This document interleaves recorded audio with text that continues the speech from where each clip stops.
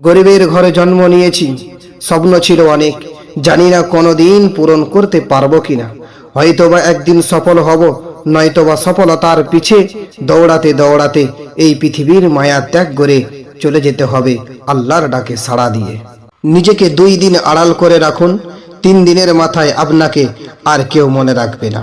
আসলে এই দুনিয়াটাই হলো স্বার্থপর। এই দুনিয়ার মায়া ছেড়ে দেন। এই দুনিয়ার মায়া না ছাড়লে আপনি কিছুই হাসিল করতে পারবেন না। এই জিন্দেগিটা 2 দিনের, মরে যাওয়ার পরেই তোমার শরীরটা লাশে পরিণত হয়ে যাবে। তাহলে দুনিয়ার মায়া ছেড়ে দাও, আখেরাতের মায়ার জন্য কিছু তৈরি করে নাও। কোন ধর্মে কতটুকু মর্যাদা আছে জেনে নিন। খ্রিস্টান ধর্ম বলে নারীরা নরকের দ্বার, বৌদ্ধ ধর্ম বলে নারীরা সকল পাপের মূল, গ্রিস ধর্ম বলে নারীরা শয়তানের প্রতিভূ, হিন্দু ধর্ম বলে নারীদের কোনো অধিকারই নেই, আর ইসলাম ধর্ম বলে মায়ের পায়ের নিচে সন্তানের বেহেশত। সুবহানাল্লাহ।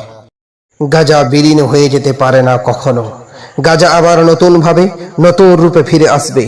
একদিন এই পৃথিবীকে শাসন করবে ইসলাম, যার সংবিধান হবে পবিত্র আল কোরআন। বিজয় একদিন মুসলমানদেরই হবে ইনশাআল্লাহ।